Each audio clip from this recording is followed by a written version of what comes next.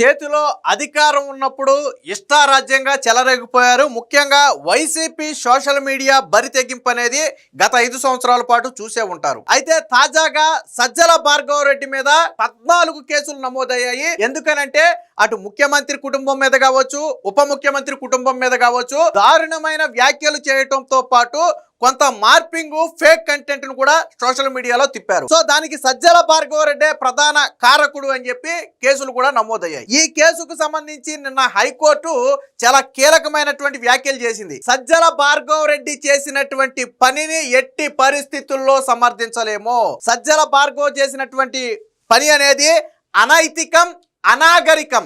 ఒక ముఖ్యమంత్రి మీద, ఉప ముఖ్యమంత్రి కుటుంబాల మీద అంత నీచంగా దారుణంగా పోస్టులు పెట్టడం అనేది పూర్తిగా చట్టవిరుద్ధమైంది. రెండోది, వీళ్ళందరూ భావ ప్రకటన స్వేచ్ఛ, వాక్ స్వాతంత్రం స్వేచ్ఛ ఉన్నాయని అనుకుంటున్నారు. అవి సంపూర్ణం కాదు. దానికి ఒక పరిమితి ఉంది. వాక్ స్వాతంత్రం పేరుతో ఎదుటి వ్యక్తులు నేను కించుపరుస్తాను, భావ ప్రకటన స్వేచ్ఛ పేరుతో నేను ఎదుటి వ్యక్తుల మీద ఇష్టం వచ్చినట్టు మాట్లాడతాను అంటే అది చెల్లుబాటు కాదు.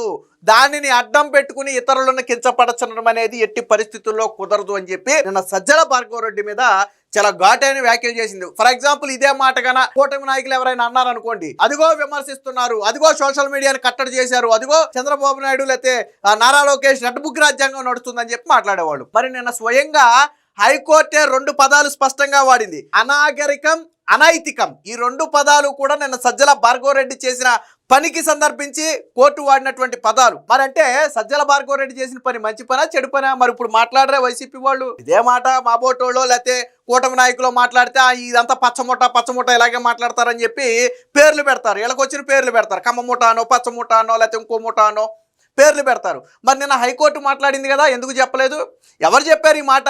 స్వయంగా హైకోర్టు న్యాయమూర్తి చెప్పాడు ఆ మాటలు. సజ్జల భార్గవ రెడ్డి చేసిన పనిని ఎట్టి పరిస్థితుల్లో క్షమించడం కుదరదు. ఆయన చేసిన పనికి చట్ట ప్రకారం శిక్షించాల్సిందే. అయితే నేను వాళ్ళకి లభించిన ఊరట ఏంటంటే, ఒకవేళ సజ్జల భార్గవ రెడ్డి విదేశాలకు వెళ్ళాలి అంటే వెళ్ళొచ్చు, దానినైతే ఆపకూడదు. అంటే కేసు ఇంకా విచారణ దశలో ఉంది కాబట్టి సజ్జల భార్గవ రెడ్డి విదేశాలకు వెళ్ళాలంటే వెళ్ళొచ్చు. దానికి సంబంధించి ఎల్ఓసిని వెనక్కి తీసుకోమని చెప్పి ఆ ఎస్పీకి అయితే కోర్టు ఆదేశాలు ఇచ్చింది. కానీ సజ్జల భార్గవ రెడ్డి ఫోన్ నెంబర్తో పాటు నివసించే చిరునామాతో పాటు మెయిల్ ఐడితో పాటు ఒక అఫిడవిట్ డీజీపీ దగ్గర, ఎస్పీ దగ్గర పెట్టమని చెప్పింది. ఏమని? పోలీసులు ఎప్పుడు విచారణకు పిలిస్తే అప్పుడు ఎటువంటి అభ్యంతరం లేకుండా నిరభ్యంతరంగా వచ్చి నేను విచారణకు హాజరవుతాను అని ఒక అఫిడవిట్ దాఖలు చేస్తే విదేశాలకు కావాలంటే వెళ్ళొచ్చు అని చెప్పింది. అంటే నువ్వు విదేశాలకు పని మీద వెళ్ళాలంటే వెళ్ళొచ్చు, దాన్ని ఏం అడ్డుకోవట్లా. కానీ పోలీసులు నువ్వు పలానా సమయంలో విచారణకు రావాలి అని చెబితే వాయిదాలు వేయకుండా, తప్పించుకు తిరగకుండా ఖచ్చితంగా 100కు 100% రావాలి. అందుకు ఒక అఫిడవిట్ కూడా ఏమంది, నోటి మాట చెప్పడం కాదు, ఒక అఫిడవిట్ ఏమంది.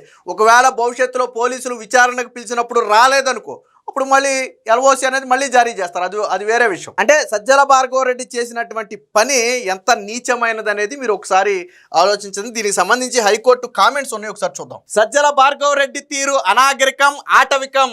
ముఖ్యమంత్రి, ఉప ముఖ్యమంత్రి, మంత్రుల ప్రతిష్టను దెబ్బతీసేందుకు తెగబడ్డారు. ఇలాంటి అనాగరిక ప్రవర్తనపై కఠినంగా వ్యవహరించాలి. ఇది నేను కాదు చెప్పింది, స్వయంగా రాష్ట్ర సర్వోన్నత న్యాయస్థానమైనటువంటి హైకోర్టు చెప్పినటువంటి మాటలు. ఇది అనాగరికం, ఆటవికం అన్నారు అంటే అలాంటి పదాలు స్వయంగా కోర్టే ఒక వ్యక్తి మీద ఉపయోగించింది అంటే వీళ్ళు ఎంత దిగజారిపోయి బ్రతికారో, ఎంత నీచంగా ప్రవర్తించారో, సభ్య సమాజం తల ఎత్తుకోలేని రీతిలో వీళ్ళు ప్రవర్తించారు కాబట్టే కోర్టు ఇలాంటి ఘాటైన వ్యాఖ్యలు వాడింది. కోర్టు సాధారణంగా ఎప్పుడైనా హెచ్చరిస్తుంది, కానీ ఇంత ఘాటైన పదాలు కొన్ని కీలక సందర్భాల్లో మాత్రమే వాడుతుంది.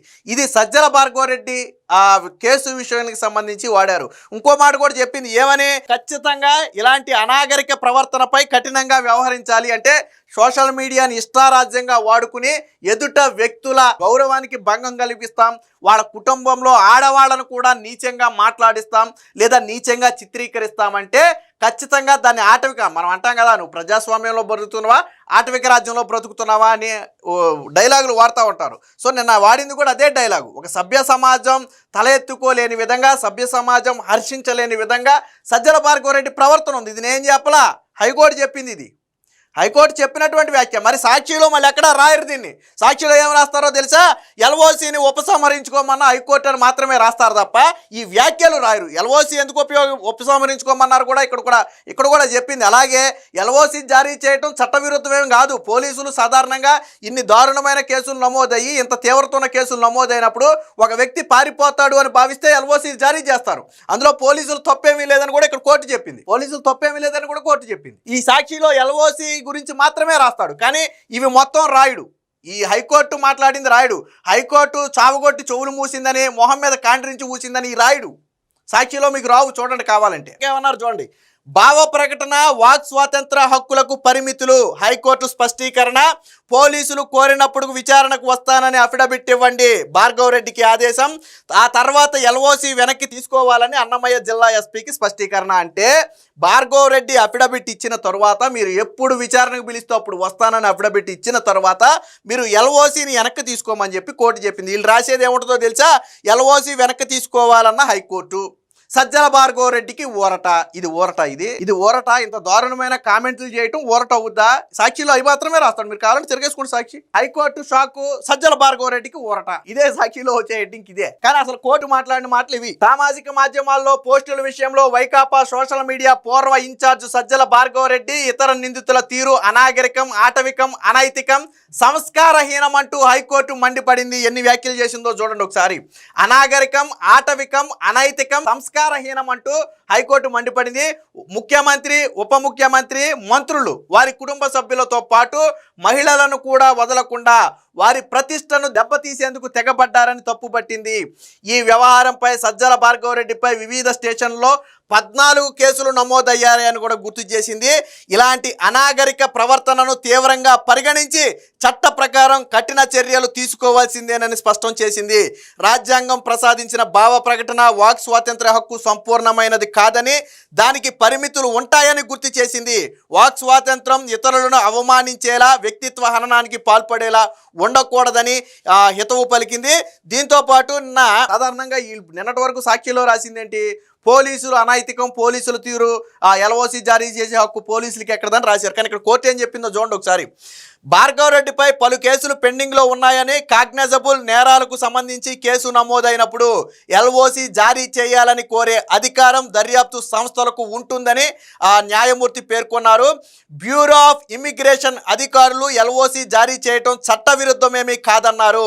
అన్నమయ్య జిల్లా ఎస్పీ అభ్యర్థనతోనే ఈ బ్యూరో ఆఫ్ ఇమిగ్రేషన్ ఎల్ఓసి జారీ చేసిందని గుర్తు చేశారు.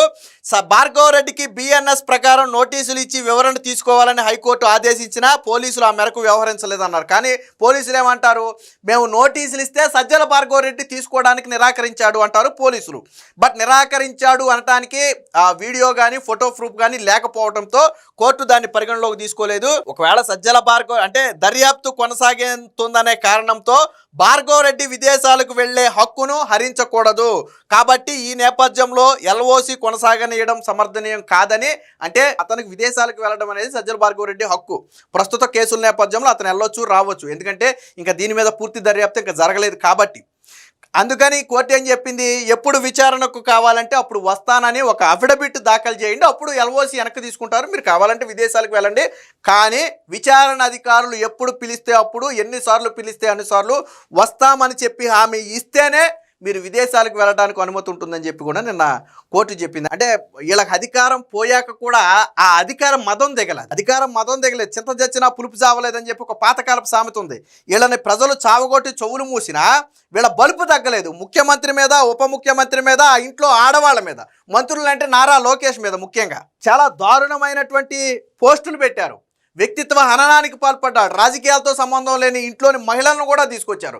దీని అంతటికీ కర్త కర్మ క్రియ ఎవరు? వెనకమాల సజ్జల భార్గవ్ రెడ్డి. అందుకనే చెప్పింది అనాగరికంగా వ్యవహరించారని చెప్పి సంస్కారహీనుడనే ఒక పదాన్ని వాడింది. సజ్జల భార్గవ్ రెడ్డిని సంస్కారహీనుడని చెప్పి ఒక పదం వాడింది కోర్టు. సో ఏది ఏమైనా మొత్తంగా సజ్జల భార్గవ్ రెడ్డి వ్యవహారంలో హైకోర్టు చాలా ఘాటుగా స్పందించింది. ఎట్టి పరిస్థితుల్లో ఇలాంటి వ్యక్తుల మీద చట్ట ప్రకారం చర్యలు తీసుకోవాల్సిందే. వదిలిపెట్టే ప్రసక్తే లేదు. ఇలా వదిలిపెడితే దీన్ని మరొకరు అలుసుగా తీసుకుంటారు.